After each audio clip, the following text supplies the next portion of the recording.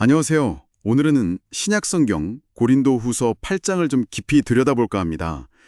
초대교회의 나눔, 특히 마게도니아 교회들의 이야기가 참 인상 깊더라고요. 네, 맞아요. 고린도 후서 8장. 이게 단순히 돈 좀 보내달라 이런 차원을 넘어서죠. 그렇죠.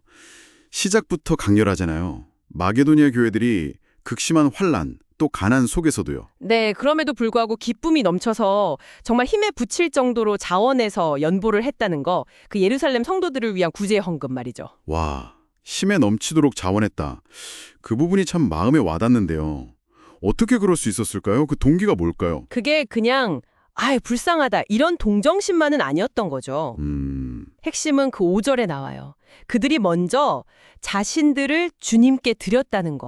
자신들을 먼저. 네. 그리고 나서 이제 하나님의 뜻을 따라서 사도들, 그러니까 바울 일행에게 협력하기로 했다는 거예요. 물줄 이전에 먼저 마음과 삶을 드렸다. 이런 의미군요. 그렇죠. 바로 그거죠. 그게 바로 이들의 넘치는 나눔의 진짜 근원이었다고 볼 수 있습니다. 그 받은 은혜에 대한 반응인 거죠. 그러니까 이 물질적인 나눔은 더 깊은 어떤 영적인 헌신의 결과물이었다. 이런 말씀이시네요. 네, 맞습니다. 그럼 바울은 왜 이 마게도니아의 모범을 고린도 교인들에게 이야기했을까요? 바울은 이걸 명령조로 말하는 게 아니라고 분명히 선을 그어요. 8절 보면요. 네네. 오히려 이 마게도니아 사람들의 그 간절함을 보여주면서 고린도 교인들 당신들의 사랑도 진짜라는 걸 한번 증명해 볼 기회를 주는 거다. 약간 이런 뉘앙스죠. 기회를 준다. 네. 그리고 그 모든 사랑, 또 나눔의 가장 궁극적인 동기, 또 모범은 바로 예수 그리스도의 은혜다. 이걸 다시 한번 딱 상기시켜 줍니다. 9절에요. 부요하신 분이 우리를 위해 가난하게 되셨다. 그 은혜 말씀이시군요. 네, 바로 그거죠. 우리를 부유하게 하시려고. 와, 그리스도의 그 자기 비하, 낮아지심이 바로 나눔의 원형이다 이런 거네요. 그렇죠. 그러면서 이제 고린도 교인들이 사실은 이미 1년 전부터 이 일에 마음을 두고 있었다. 이걸 또 떠올려주면서요. 네, 맞아요. 이제 시작했으니 마무리해라. 이렇게 격려하는 거죠. 네, 시작이 반인데 마무리가 중요하죠. 하하, 그렇죠.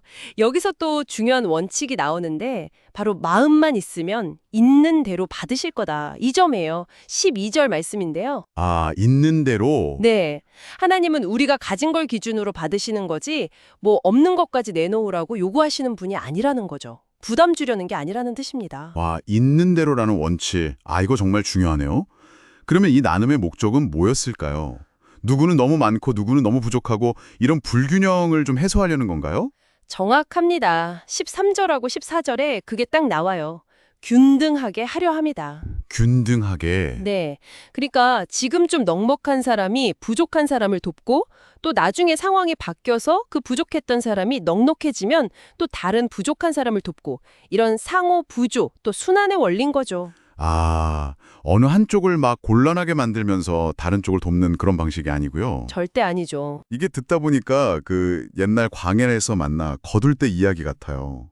많이 거둔 사람도 남지 않고 적게 거둔 사람도 모자라지 않았다. 그 이야기랑 좀 통하는 것 같은데요. 오, 맞아요. 딱 그 정신이죠. 15절에 인용도 되잖아요. 공동체 전체의 필요가 이렇게 함께 채워지는 모습. 공동체적인 책임을 강조하는 거죠. 네, 공동체적 책임. 그리고 이 연보를 이제 전달하는 과정도 되게 신중했던 것 같아요. 그렇죠. 바울이 그냥 혼자 쓱 가는 게 아니라 자기와 함께 디도 그리고 또 다른 두 형제를 보내거든요. 여러 명을. 네. 근데 이 사람들이 다 교회들로부터 아주 신뢰받고 검증된 인물들이라는 거예요. 왜 굳이 이렇게 좀 신뢰받는 인물들을 여럿 보냈을까요? 그냥 바울이 직접 초리하거나 덜 알려진 사람 보낼 수도 있었을 텐데요. 그 이유가 20절, 21절에 나오는데요. 이게 아무래도 큰 액수의 헌금이잖아요. 그렇죠. 그러다 보니까 혹시라도 이 재정 사용에 대해서 오해가 생기거나 비방이 나올 수 있는 그런 여지를 아예 처음부터 딱 막으려고 했던 거죠. 투명성 확보군요. 네. 주님 앞에서뿐만 아니라 사람들 앞에서도 모든 일을 정말 투명하고 정직하게 처리하겠다. 이런 세심한 배려가 보이는 거죠. 디도는 바울의 정말 신실한 동역자였고 다른 형제들은 교회들의 사자들이요 그리스도의 영광이라고까지 불렸으니까요. 와, 그 정도의 인물들을 연보라는 사역 자체도 중요하지만 그 과정의 투명성, 신뢰성 확보가 정말 중요하군요. 그럼요. 아주 중요하죠. 그래서 마지막으로 고린도 교인들에게는 뭐라고 당부하나요? 이제 이 믿을 만한 사람들이 가니까 이들을 잘 영접해달라. 그리고 이 사람들 앞에서 여러분의 사랑, 또 여러분에 대해 내가 바울이 자랑했던 것이 헛되지 않았다는 것을 좀 보여달라. 이렇게 요청하는 거죠. 결국엔 말로만이 아니라 실제적인 환대와 협력을 통해서 사랑을 구체적으로 보여달라는 거네요. 네, 바로 그거죠. 액션으로 보여달라는 겁니다. 그렇군요. 오늘 이 고린도 후서 8장을 통해서 본 초대교회의 나눔. 이게 그냥 단순히 어려운 사람 돕는다. 이런 차원을 훨씬 넘어서는 깊은 의미가 있네요. 네, 정말 그렇죠. 이 8장은 우리에게 진짜 나눔이란 무엇인가 이걸 보여주는 것 같아요. 그건 그리스도의 은혜에 대한 자발적인 응답이고 또 사랑의 실질적인 증거이고 그리고 공동체 안에서 서로의 필요를 채워가면서 그 균등을 이루어가는 어떤 책임 있는 행동이라는 거죠. 네.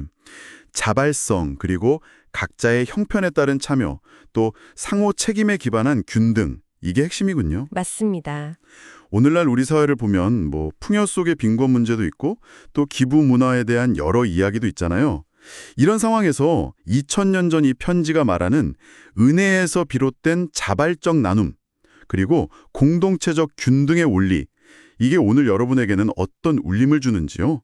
잠시 이 질문을 마음에 품고 한번 생각해 보시는 것도 좋겠습니다.